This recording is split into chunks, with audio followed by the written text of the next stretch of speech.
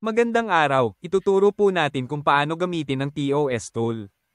Una, siguraduhin po muna natin na nasa data entry sheet tayo. Sa data entry sheet, ilagay po ang mga importanteng detalye tulad ng pangalan ng subject, grade level, pangalan ng teacher, at lalong-lalo na ang actual teaching hours. Susunod naman ay i-type o i-paste ang mga na-cover na competency sa buong grading period. Ngayon naman ay ilagay ang karampatang oras na ginugol para sa pagtuturo ng kada competency.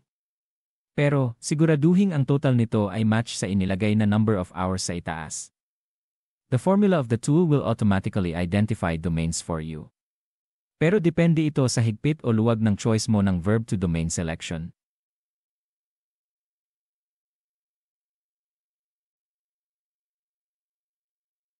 Kapag nasa easy mode kayo, maaring na kayong dumiretso sa printable sheet at i-print ang table of specifications.